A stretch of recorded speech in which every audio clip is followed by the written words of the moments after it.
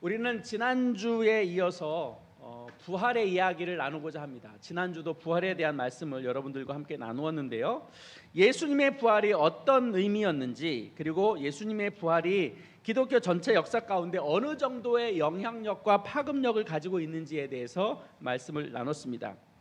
기독교에 있어서 부활은 하나님의 구원의 완성이기도 하고, 사실상 기독교 역사의 새로운 출발점을 알리는 그런 시작이기도 합니다. 바로 그런 예수님의 부활은 예수님이 하나님의 아들이었다라는 것을 증명해 준 사건이었다는 것을 말씀을 드렸어요. 예수님이 십자가에서 죽으셨던 그것은 예수님 자신이 하나님 앞에 저주를 받아서 십자가에 죽으신 것이 아니다라는 말씀을 드렸습니다. 예수님께서 십자가에 죽으셨던 그 이유는 세상 사람들의 모든 죄에 대하여 하나님의 저주를 대신 받으신 사건. 그러니까 하나님의 저주는 예수님의 저주가 아니라 인간이 받아야 할 저주 때문에 예수님께서 십자가에 지셨다는 이야기를 했죠.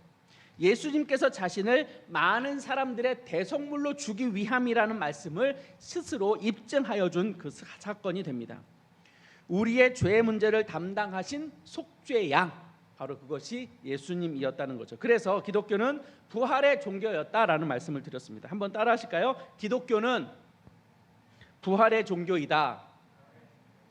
그리고 부활은 역사적 사건이었고 전에도 없었고 후에도 없는 영원한 하나님의 약속의 성취였다라는 것을 말씀을 드렸습니다. 그러면 예수님의 부활은 우리에게 어떤 의미였는가? 그 얘기를 할 때 바로 예수님의 부활은 우리에게 새로운 생명이 주어진 사건이었다, 그렇게 말씀을 드렸습니다.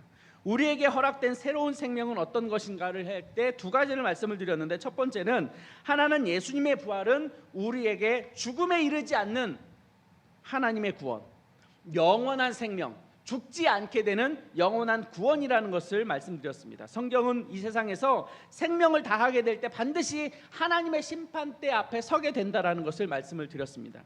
그리고 그때 우리는 영원한 삶으로 가게 되는지 아니면 영원한 죽음으로 가게 되는지를 결정하게 되는데, 바로 그 순간에 우리가 예수 그리스도의 구원과 예수 그리스도의 구원의 사건을 믿게 될 때 우리는 영원한 생명을 얻게 된다, 선물로 얻게 된다라는 겁니다.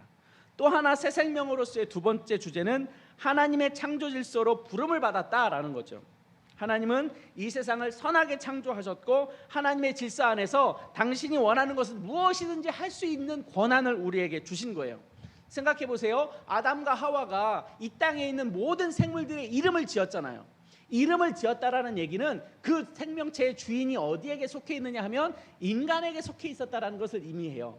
그런데 그것이 그렇게 되려면 하나님의 질서 가운데 우리가 있을 때 이 세상에서 모든 것들을 마음껏 누릴 수 있는 근거가 되게 된 거죠. 그래서 우리는 더 이상 이제는 내 힘과 내 능력으로 살아갈 필요가 없다. 우리는 예수 그리스도를 주로 영접한 이후에 하나님의 능력과 하나님의 그 권한으로 우리가 살아갈 수 있게 된다라는 것을 말씀을 드렸습니다. 주 이름을 영접하는 자, 곧 그 이름을 믿는 자들에게는 하나님의 자녀가 되는 권세를 주셨다. 요한복음 1장 12절에서 기록한 것처럼 이제는 우리가 내 힘으로 살아가는 것이 아니라 하나님의 능력, 하나님의 권능 혹은 복음의 능력으로 살아갈 수 있는 길이 열려지게 되었다라는 것을 의미하는 거죠. 그러니 이제는 더 이상 나 자신을 믿을 필요가 없어요. 우리는 누굴 믿게 돼요? 예수 그리스도를 믿게 돼요. 더 이상 내 힘으로 살아가지 않아도 돼요. 그럼 누구의 힘으로 살아가요? 하나님의 능력으로 살아가게 돼요. 그것이 하나님께서 우리에게 허락하실 많은 복 중에 중요한 복인 거예요. 그런데 이제 여기서 우리가 한 가지 점검하고 가야 될 주제가 있죠. 우리가 믿기로 한 예수 그리스도가 누구인가 하는 겁니다. 예수가 누구이기에 그 이름을 믿는 자들에게 하나님의 자녀가 되는 권세를 주셨고, 그 이름을 믿을 때, 예수 그리스도를 믿게 될 때 비로소 우리의 능력이 아닌 하나님의 능력으로 살아갈 수 있는 그 힘이 공급된다고 하는 거죠. 바로 여기서 예수가 누구냐, 예수를 믿는다고 할 때 과연 무엇을 믿는 거냐라고 하는 중요한 주제가 우리에게 전달이 돼요. 저는 오늘 그 말씀을 여러분들과 함께 나누려고 합니다. 예수의 능력과 예수님의 지혜로 살아가기 위해서는 뭐가 필요하냐? 함께 따라 하시겠습니다. 신앙 고백이 필요합니다. 한번 따라 하실까요? 신앙 고백이 필요합니다. 예수를 누구라고 고백하느냐라고 하는 신앙의 고백이 필요해요.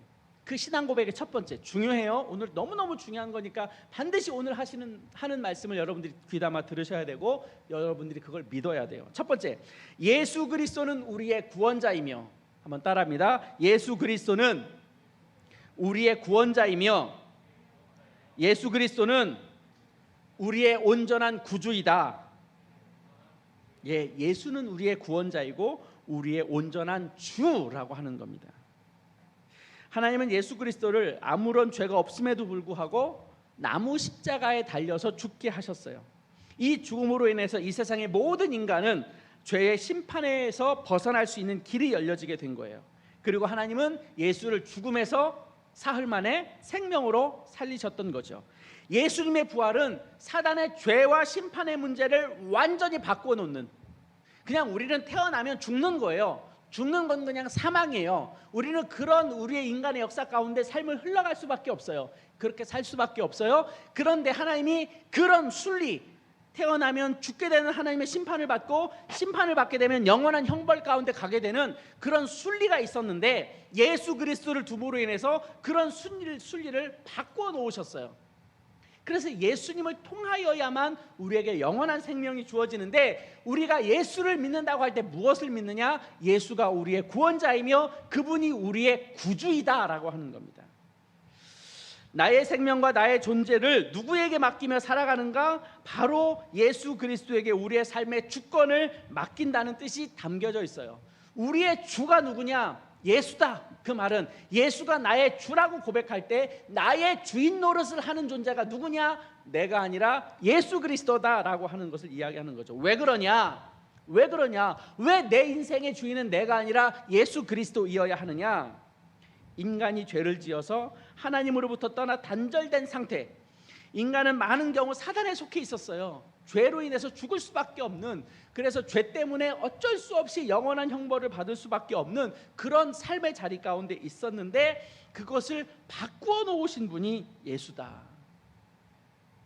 사단의 영향을 받는다. 한번 생각해 보세요. 최초의 아담과 하와가 어떻게 죄를 짓게 되는지를 생각해 보세요. 사단이 뱀으로 나타나서 인간을 꼬일 때 선악을 알게 하는 나무를 먹게 했죠. 그때 사단이 하와에게 했던 말이 있어요. 네가 그것을 먹으면 하나님처럼 눈이 밝아지게 될 거야 라는 유혹을 합니다. 그러니까 인간이 받았던 유혹은 뭐였냐? 네가 하나님 없이 살아도 돼.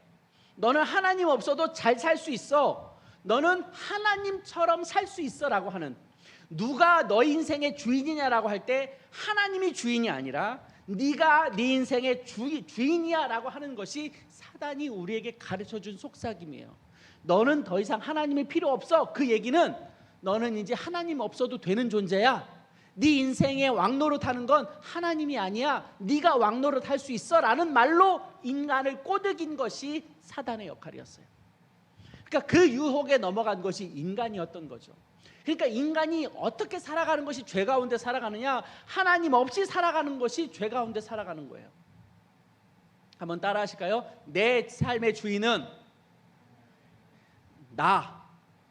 나라고 여길 때, 내 인생의 주인은 나야, 내 인생의 주인은 세상이야 라고 말하는 순간 더 이상 내 인생에 하나님은 나타나지 않아요. 하나님의 역사가 나타나지 않아요. 하나님의 역사가 나의 삶 가운데 드러날 수가 없어요. 왜? 내 삶을 다 내가 지배해버리니까. 이것이 아담과 하와를 통해서 사단이 속삭여준 소리인 거예요. 근데 보세요. 세상에 정말 많은 사람들이 자기의 인생의 주인은 누가라고 생각해요? 자기 자신이라고 생각해요. 그게 잘 사는 거라고 이야기해요. 세상의 학문은 그것을 이야기하고 세상의 많은 사람들은 우리에게 그렇게 속삭입니다. 네 인생의 주인은 너지, 무슨 하나님이야.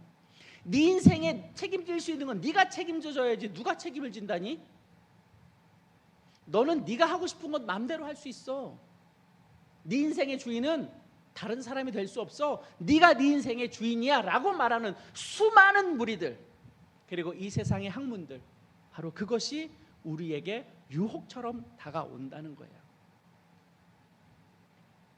그렇게 우리가 사단의 영향력 속에서 살아가지만 예수님의 부활로 인해서 이 모든 사단의 세력은 예수 그리스도 앞에 모두 무릎을 꿇게 되었죠. 예수 그리스도의 십자가의 죽으심과 부활로 인해서 하나님은 예수를 높여서 모든 세상에 있는 권세 잡은 자들을 예수의 무릎에 꿇게 하셨어요. 그 말의 뜻은 예수님이 모든 권세 잡은 자들보다 위에 있다라고 하는 거죠. 그러니까 세상의 모든 사단은 하나님의 영향력 아래에 있는 거예요. 그런데 우리가 그런 세상 권세 잡은 자들에게 우리의 마음이 휘둘린다면 그것이야말로 우리가 하나님의 능력 가운데 살 수 없도록 조장하는 여러 가지 속삭임 중에 하나인 겁니다. 그러니 우리 예수님이 진짜 우리의 주, 예수님이 우리의 진짜 롯입니다. 그리고 퀴리오스입니다. 제가 전에 한번 말씀드렸죠. 퀴리오스는 로마 황제에게만 붙여준 이름이었어요. 누가 로마의 주인이냐라고 할 때 퀴리오스, 로마 황제가 오직 로마라는 나라의 주가 될 수 있었어요. 그런데 예수를 믿는 사람들에게는 로마 황제가 주가 아니라 예수가 주이고, 로마 황제가 퀴리오스가 아니라 우리 예수 그리스도가 퀴리오스라고 고백을 했어요. 그것 때문에 죽었어요. 수많은 그리스도인들이 퀴리오스가 누구냐라고 할 때 예수 그리스도다라고 고백하는 그것 때문에 죽은 거예요. 산채로 십자가에 달려서 불을 지펴요, 화형을 시켜요. 굶주린 사자들을 원형 경기장 안에 풀어놓고 그리스도인들을 물어 뜯어 죽이고, 심지어 도망가는 자들에게 사람이 얼마나 무섭겠어요. 근데 원형 경기장 위로 사람들이 무서우니까 타고 올라가잖아요. 타고 올라가면 위에 있는 구경꾼들이 그 사람을 원형 경기장 안으로 다시 밀어넣어요. 그래서 살아있는 채로 사자에게 찢겨 나가게 되고, 그런 일들이 실제로 벌어졌던 거죠. 왜 그런 일들이 벌어졌느냐? 누가 주라고 고백했기 때문에, 예수가 주라고 고백했기 때문에 그들은 그런 일들을 당한 거예요. 그러면 그렇게 이 세상 가운데 억울함을 당하고, 화형을 당하고, 모진 고난을 당하고, 핍박을 당하고, 그렇게 순교를 당했던 사람들이 하나님께서 그냥 외면하셨느냐? 모른 척 하셨느냐? 그렇지 않다는 거예요. 하나님께서 그들을 높여주셨다는 거예요. 결국 누구의 손에 의해서 미래가 달려 있느냐?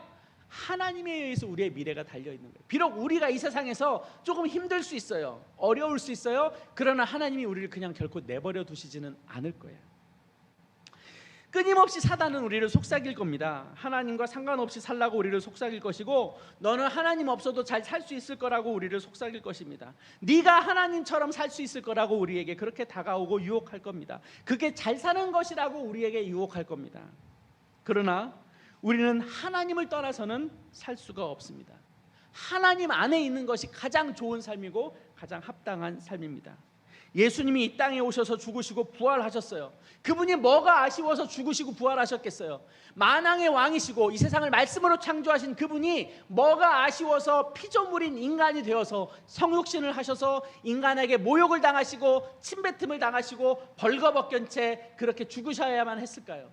그분이 뭐가 아쉬워서? 우리를 살리기 위한 하나님의 계획이고 하나님의 섭리인 거예요.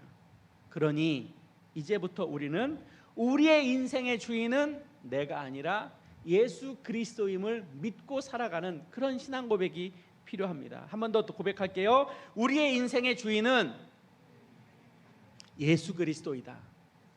그것이 우리의 중요한 신앙 고백이에요. 우리가 이것을 놓치면 안 됩니다.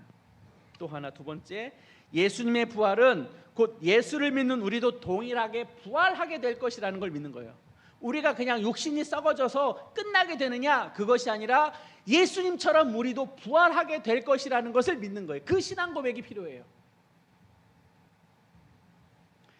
예수님의 부활에 대한 중요한 주제입니다. 오늘 본문 말씀 42절 뒷부분에 보면 이렇게 기록돼요. 썩지 아니할 것으로 다시 살아나며, 43절 영광스러운 것으로 다시 살아나며, 강한 것으로 살아나며, 44절 신령한 몸으로 다시 살아나나니 영의 몸이 있다. 오늘 성경은 우리에게 그렇게 표현해주고 있습니다. 사실 우리가 이 세상에서 살아가는 육신은 약해지죠. 주변에 여러분들의 부모님도 그렇고 여러분들의 할머니 할아버지를 한번 생각해 보세요. 연세가 드시면서 점점 귀도 어두워지죠. 우리의 육신도 약해지시죠. 그분들의 기력이 점점 쇠하여지시잖아요. 우리의 육신은 시간이 지나감에 따라서 약해져요. 그것은 이 땅에 발을 디디고 사는 모든 사람들에게 나타나는 현상이에요. 그런데 우리가 주 안에서 죽게 되면, 예수 그리스도를 믿게 되면 우리의 몸이 신령한 몸으로 바뀌게 된다. 영의 몸으로 바뀌게 된다. 썩지 아니할 것으로 바뀌게 된다. 영광스러운 것으로 다시 살아나게 된다라고 오늘 성경은 이야기해주고 있어요. 고린도전서 6장 14절에는 이런 말씀이 있어요. 하나님이 주를 살리셨고 또한 그의 권능으로 우리를 다시 살리시리라. 고린도 후서 4장 14절에는 이런 말씀이 있어요. 주 예수를 다시 살리신 이가 예수와 함께 우리도 다시 살리사 너희와 함께 그 앞에 서게 하실 줄을 아노라. 우리가 장차 예수 그리스도 앞에 서게 된다는 거예요. 그분과 동일한 몸으로 우리가 신령한 몸으로 다시 살아나게 된다라고 이야기하는 거죠. 예수 그리스도를 믿는 사람들에게는 영원한 하나님의 나라를 선물로 주셨습니다. 그 나라는 하나님의 영광으로 가득 채워진 나라입니다. 무엇 하나 부족한 것이 없는 나라예요. 아쉬울 것이 없는 나라, 결핍이 없는 나라, 무엇이든지 차고 넘치는 나라. 우리는 그 땅 가운데서 살아가게 될 것입니다. 뿐만 아니라 그 땅에서 살아가는 것이 아니라 그 땅에 합당한 존재로 우리의 몸이 변하게 되는 거예요. 생각해 보세요. 그 땅은 영원한 나라, 모든 것이 부족함이 없어요. 완벽해요. 모든 것이 충만해요. 그런데 우리의 육신의 몸으로 간다고 생각해 보세요. 그거 억울하지 않겠어요? 왜? 우리의 육신은 시간의 지나감에 따라서 약해지니까. 그러니까 우리가 가게 될 영원한 하나님의 나라는 우리의 육신의 몸으로는 갈 수 없어요. 신령한 몸으로 변화된 상태에서 우리는 그 나라를 가게 됩니다. 그래서 우리는 소망이 있는 거예요. 꿈을 꿀 수 있는 거예요. 기대할 수 있는 거예요.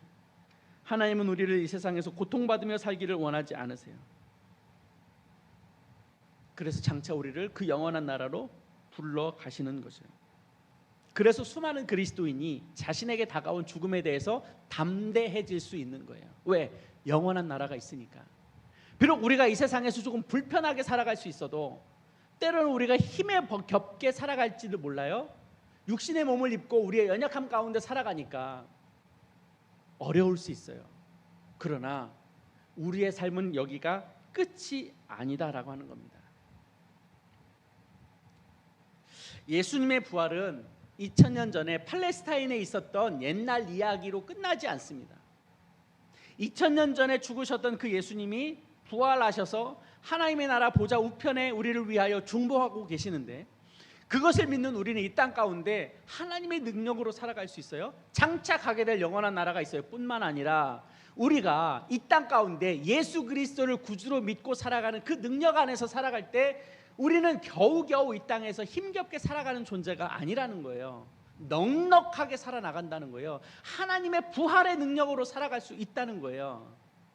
우리가 그걸 믿어야 돼요.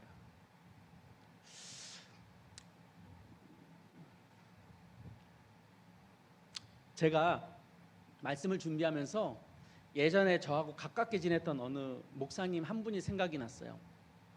저희가 남아공에서 사역할 때, 저희는 제가 살던 곳이 남아프리카 공화국이잖아요. 남아공이란 나라인데, 남아공이란 나라 바로 위쪽에 보츠와나라는 나라가 있어요. 보츠와나라는 나라 바로 위에 잠비아라는 나라가 있거든요. 못 사는 나라죠. 근데 잠비아에서 복음을 전하신 선교사님이 한 분 계셨어요. 그분이 선교 사역을 하시다가 동네 마을 사람들에게 강도를 만난 거예요. 강도를 만나서 그때 그 교회 앞에 도서관을 짓고 있을 때였는데, 아마 그 강도들이 뭐 건물을 짓고 있으니까 돈이 많은 줄 알고 밤에 들어온 거예요. 그래서 목사님을 벽돌로 머리를 찍고 이제 사모님도 많이 이제 두들겨 맞고, 그래서 이제 목사님은 완전히 기절하신 상태였고 머리가 이미 다 깨진 상태였어요. 뭐 안에 있는 속에 있는 것들이 다 드러날 정도로 다 깨진 상태였고, 제가 사진을 찾았는데 사진이 제 주변에 없어가지고 여러분들에게 사진을 못 보여드리는데, 그런 일들이 실제로 있었어요. 그리고 나서 그 나라에선 치료할 수 없어서 한국으로 오셔서 이제 치료받고 1년 만에 다시 들어갈 거냐 말 거냐를 놓고 기도하는 중에 얼마나 트라우마가 심하겠어요. 그 마을로 다시 들어간다는 것이. 그런데 이 목사님 네 분이 들어가겠노라고 결단하고 자신의 페이스북에 글을 올린 내용이 있어요. 그 내용을 제가 여러분들한테 전문 그대로 보여드리려고 해요. 그분이 어떤 고백을 했고 어떤 결단을 했는지 한번 자막을 올려주시면 좋겠어요. 이분이 그 잠비아라는 나라로 다시 들어가겠다라고 결단하면서 페이스북에 그 고백의 글을 올린 거예요. 한번 보세요. 얼마 전 필리핀에서 어느 선교사님께서 괴한의 공격을 받으셨다. 그분은 돌아가셨다. 나는 살았다. 죽은 것은 불행이고 산 것은 다행이다라는 말이 아니다. 주님과 함께 죽는다면, 주님과 함께 산다면 그것이 행복이다. 작년 10월 28일 수요일 마을 어린이들을 위한 도서관을 짓는 중에 교회로 강도들이 들어왔다. 예상컨대 3, 4명이었을 것이다.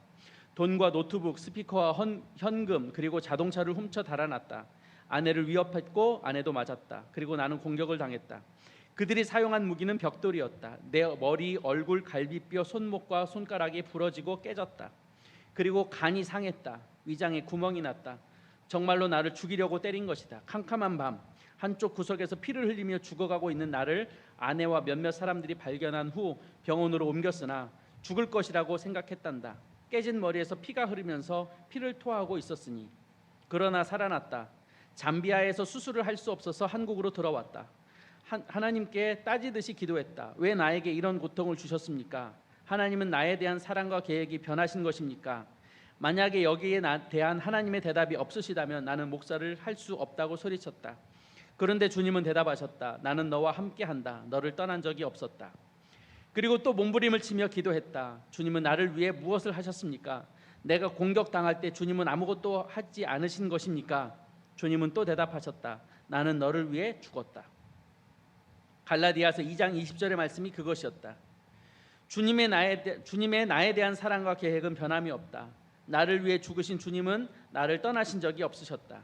나의 고통과 함께 고통을 당하시고 그리고 난 후에 주님의 부활의 능력으로 살리셨다. 또한 나를 위해 온몸으로 도우시고 기도해 주신 분들께 감사드린다. 그분들의 도움과 기도는 기적을 만들었다. 잠비아에서 비행기를 탈 수 없는 불가능한 상황을 가능성으로 만들었고 머리가 세 군데나 깨져서 터지고 피를 흘릴 정도였는데 뇌는 다치지 않았고 얼굴뼈가 다 부러지고 튀어나오고 두 눈이 시커멓게 멍들었으나 눈은 전혀 다치지 않았고 코와 치아는 이상이 없다. 병원에서는 그것이 기적이라고 말한다. 기도의 힘이었다. 분명히 기도의 능력이다. 그것은 곧 나에 대한 하나님의 사랑이 변함이 없다는 뜻이었다. 며칠 전에 손과 발에 박은 철심을 빼었다. 아직 손가락이 다 구부러지지 않은 상태이며 얼굴에 신경이 완전히 살아나지 않았고 약간의 어지러움증이 남아있다. 체력이 회복되지 않아서 쉽게 피곤해져서 잠을 많이 자야 한다. 나와 함께 계신 주님을 사랑한다. 그리고 이 작은 사람을 위해 기도해 주신 모든 분들께 감사한다. 사실 그렇게 기도해 주신 분들도 아픈 사람들이었다. 나는 앞으로 어떻게 살아야 하는가? 생명이신 주님을 증거하고 그 주님이 함께 하심을 가르치고 전파하고 싶다. 이것이 그분이 잠비아로 향하여 가기 바로 전에 비행기 티켓을 끊고 올리신 그분의 글입니다. 저는 이것이 복음의 능력이라고 생각해요. 세상이 감당할 수 없는 복음으로 능력으로 살아가는 수많은 그리스도인이 있어요. 바로 그런 분들을 통해서 하나님은 역사하시죠. 우리의 믿음을 세워 가실 수 있기를 소망합니다. 우리의 믿음은 연약해요. 하나님이 도와주시지 않으면 할 수 없어요. 그런데 하나님은 우리를 그렇게 세우실 수 있어요. 복음으로 살아간다는 것, 부활의 능력으로 살아간다는 것, 그분이 계시기에 가능해요. 나는 할 수 없어요. 그분이 살아나셨기 때문에 우리도 살아날 수 있어요. 그분에게 능력이 있기 때문에 그 능력이 우리에게 전달될 수 있어요. 청년 여러분, 예수 그리스도의 부활을 믿는다는 것, 2000년 전에 벌어졌던 그 사건을 내 기억으로 되뇌인다의 정도가 아닙니다. 그 부활의 능력은 나를 향한 하나님의 능력이 동일하게 공급된다는 것을 의미해요. 예수님이 부활하셨다면 나도 부활하는 것을 믿는 거예요. 하나님의 능력이 예수님에게 임했다면 그 하나님의 능력이 나에게도 임한다는 것을 의미해요. 하나님의 역사가 예수님에게 나타났다는 그것은 그 하나님의 역사가 동일하게 나를 통하여 나타날 수 있다라는 것을 믿는 거예요. 그럴 때 내가 담대해질 수 있고 내가 용감해질 수 있고 내가 하나님의 뜻 가운데로 나아갈 수 있어요. 세상에 지지 마세요. 세상의 소리에 현혹되지 마세요. 무너지지 마세요. 하나님은 여전히 저와 여러분들 가운데 계세요. 그분이 우리를 살리실 거예요. 그분이 우리를 끝까지 도와주실 거예요. 그분이 우리를 부활 가운데로 인도해 가실 겁니다. 그것을 믿는 부활의 신앙이 우리 안에 있었으면 좋겠습니다. 우리가 찬양을 같이 하며 하나님 앞에 우리의 신앙의 고백을 드리기를 원하는데요. 주가 보이신 생명의 길, 우리 찬양하시면서 말씀을 생각하시며 함께 기도했으면 좋겠습니다.